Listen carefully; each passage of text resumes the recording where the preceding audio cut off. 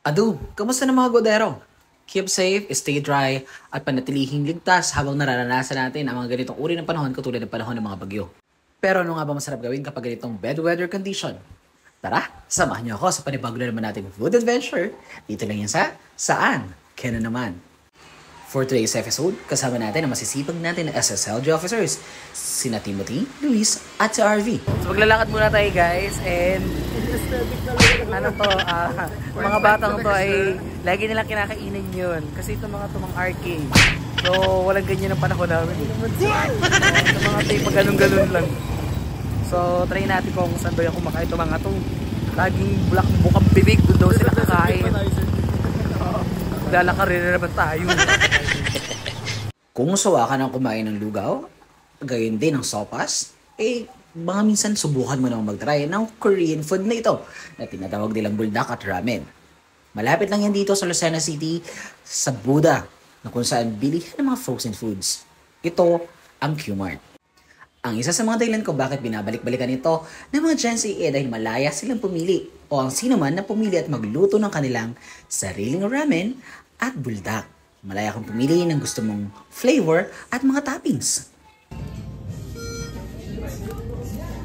Matapos pumili ng ating flavor ng buldak at ramen, ngayon naman ay pwede tayong pumili ng ating ipapartner drinks sa ating buldak at ramen.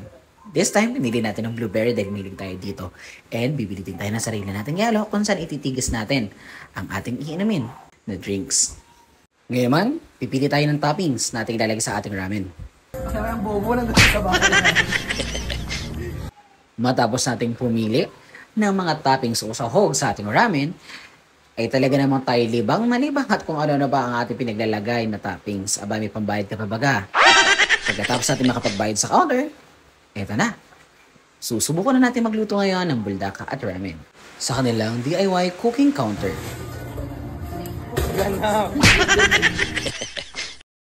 Abay, teka muna. Saan nga ba nagsimula ang ramyun o ramen?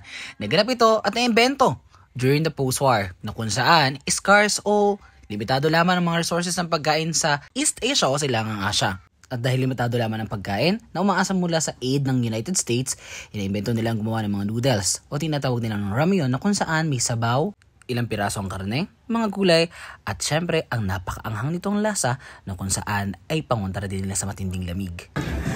At dahil hindi natin alam itong mga pinagagawa ng mga Gen Z, matulong tayo.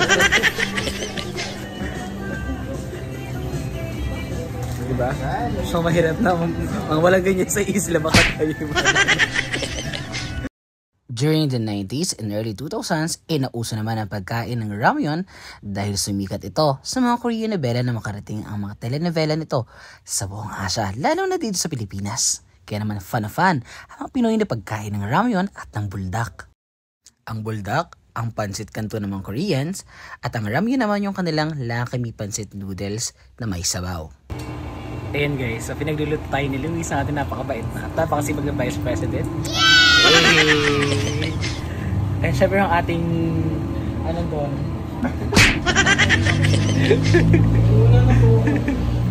Ay di ba ito na nga, pagkatapos ng ilang minuto pwede na natin lantakan ng ating mainit-init pa na ramyun. At ganun din naman ang ating buldak. Favorite ng mga Gen Z? Ano yan? Buldak. Wow! Hey, kamusta mga gaudero? Dito tayo ngayon sa Q-Mart dito sa Lucena. At itatrain natin yung kanilang ramen and buldak. So madalas itong puntahan ng mga estudyante ko. So lagi silang sasabihin, buldak. So titry natin kung legit ba. So legit nga guys. Tara kain tayo guys. Ang init pala dito.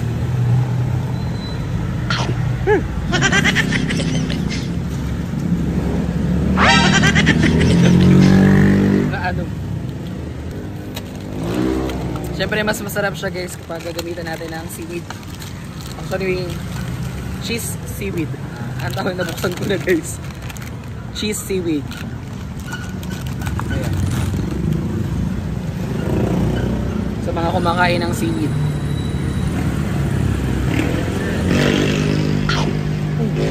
Yung kukong sarap. Masarap yung seaweed. Actually, nung maliit pa ako,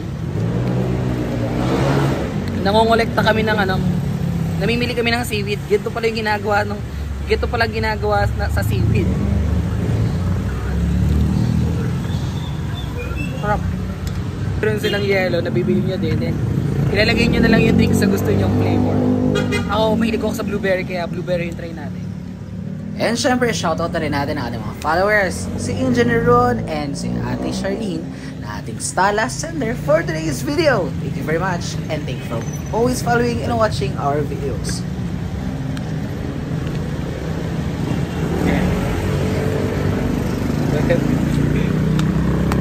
Ay! Tapos yung vlogger ko, tapos clumsy ka. Ayan guys. So, hindi ko alam kung anong trip ko. Mainit yung iniinom tapos malamig yung iinumin.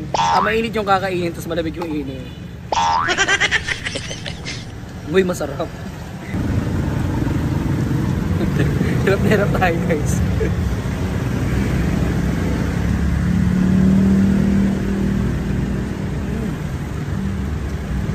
So yun guys, kung gusto niyo nang medyo maiba-iba naman lagi yung pagkain natin, kung gusto niyo mag-try ng Korean something, pwede kayong mag DIY ramen in Buldak dito sa Qmart. Dito lang yan sa Lucena City, malapit sa landmark natin ang Buda, yung bilihan ng mga frozen foods. And then guys, thank you for watching and follow for more.